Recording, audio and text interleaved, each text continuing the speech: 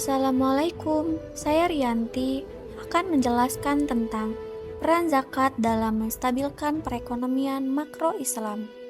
Dalam pandangan Islam, ekonomi tidak hanya berbicara tentang angka atau keuntungan, tetapi juga tentang keseimbangan dan keberkahan. Salah satu cara Islam menjaga keseimbangan itu adalah melalui zakat, ibadah yang memiliki nilai spiritual sekaligus fungsi sosial dan ekonomi. Melalui zakat, Islam mengajarkan bahwa kesejahteraan sejati hanya tercapai ketika kekayaan didistribusikan secara adil. Zakat berarti menyucikan dan menumbuhkan. Menyucikan harta dari hak orang lain sekaligus menumbuhkan keberkahan di dalamnya. Dalam konteks ekonomi, zakat berperan penting untuk mengalirkan kekayaan agar tidak hanya berputar di kalangan tertentu saja, tapi memberi manfaat bagi seluruh lapisan masyarakat. Ketika dana zakat disalurkan dengan tepat sasaran, seperti kepada pedagang kecil, petani, atau pelaku usaha mikro, maka zakat dapat berubah menjadi penggerak ekonomi. Dana yang awalnya bersifat sosial dapat menjadi modal produktif yang menggerakkan roda perekonomian masyarakat kalangan bawah. Inilah wujud nyata fungsi zakat dalam menghidupkan sektor real.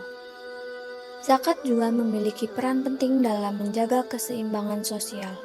Dengan berbagi sebagian harta kepada mereka yang membutuhkan, jurang antara kaya dan miskin dapat dipersempit. Keadilan sosial ini menjadi fondasi penting bagi stabilitas ekonomi yang berkelanjutan. Zakat dalam ekonomi Islam juga berfungsi sebagai instrumen kebijakan makro yang menyeimbangkan arus pendapatan dan kekayaan. Ketika zakat dikelola secara sistematis melalui lembaga zakat yang profesional, dampaknya bisa sebanding dengan kebijakan fiskal, memperkuat daya beli, mengurangi ketimpangan, dan menekan pengangguran. Dengan demikian, zakat bukan hanya ibadah, tetapi juga bagian nyata dari stabilitas ekonomi nasional. Dalam skala makro, zakat berkontribusi pada kestabilan ekonomi melalui peningkatan daya beli masyarakat. Ketika kelompok berpenghasilan rendah memiliki kemampuan konsumsi, maka permintaan terhadap barang dan jasa akan meningkat. Hal ini dapat membuat produksi tumbuh dan sirkulasi ekonomi dapat berjalan seimbang. Apa kamu tahu bahwa zakat tidak hanya menyelesaikan masalah kemiskinan sesaat, tetapi juga menciptakan pembangunan yang berkelanjutan?